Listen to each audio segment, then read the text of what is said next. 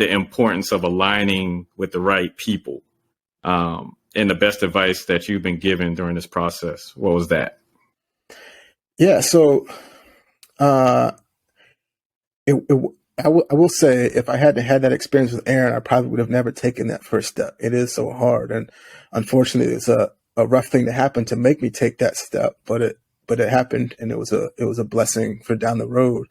But one thing that I learned, probably the biggest advice I got early on from some mentors, was when you have all these ideas in your head, like, get them out of your head and put them on paper.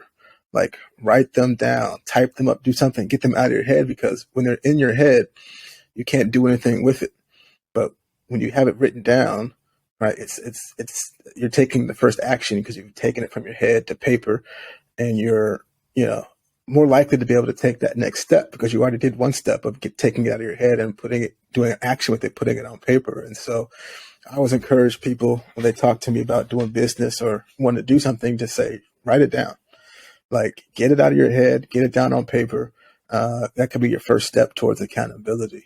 And then the second piece of great advice I got was, finding like your people, like your group of people who can hold you accountable and you can hold them accountable, because, being a small business owner, right, it can get lonely, and without the right support system around you, and, not just your family, like your family is going to be supportive, but you need to find other people who aren't your family, who are going to be willing to tell you the hard truth sometimes, to hold you accountable. And I was lucky enough to find a good group of people doing pop-up markets who have really been sort of that support system for me outside of family. They're in business, they're small businesses themselves, to be able to have those conversations. I think those are the kind of two things that you really need if you're going to try to do this entrepreneur life: is get stuff out of your head, get it on paper, write it, take that first step, and then find a support system of people who, they don't have to be in the same industry you are in. They just got to understand business and be willing to talk and hold you accountable.